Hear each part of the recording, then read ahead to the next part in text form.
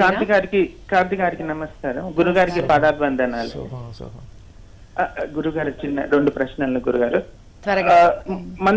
మంత్రం త్వరగా సిద్ధించాలంటే ఏ సమయంలో చేయాలి? వాటికి నియమాలు చెప్పాలి గురుగారు. ఇప్పుడు వసుధా మంత్రం గాని ఇంకా వేరేవి అని.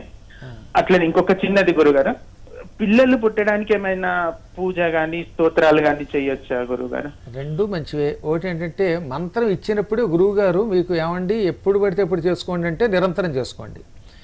లేదా మంత్రసిద్ధికి ఉదయమే చెయ్యండి అంటే ఉదయం, సాయంత్రం అంటే సాయంత్రం. సాధారణంగా వసుధా మంత్రం ఉందనుకోండి, అది ఉదయం సాయంత్రం 2 పూట్ల కూడా ఇంట్లోనూ గుళ్ళో ఉన్నప్పుడు ఓంకారంతో చేసుకోవచ్చు.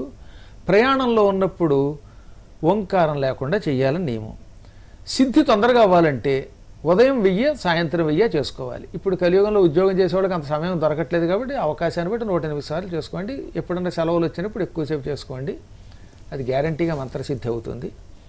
ఇంక రెండో ప్రశ్న అడిగారు.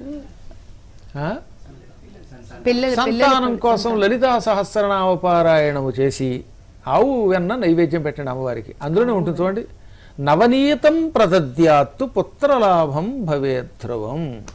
నవనీతము అంటే వెన్న, నవనీతం అయితే ఇంకా మంచిది. అంటే అప్పుడే తీసిన వెన్న అమ్మవారికి నివేదన చేసి సహస్రనామం చదివాక ఈ వెన్న కేవలం ఆ దంపతులే తినాలి, ఇతరులకు ప్రసాదంగా పెట్టకూడదు, బయట వాళ్ళకి పెట్టకూడదు.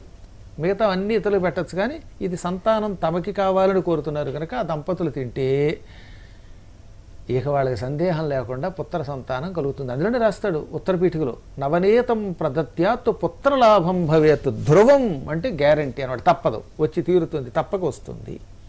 ఇది చేసుకోండి.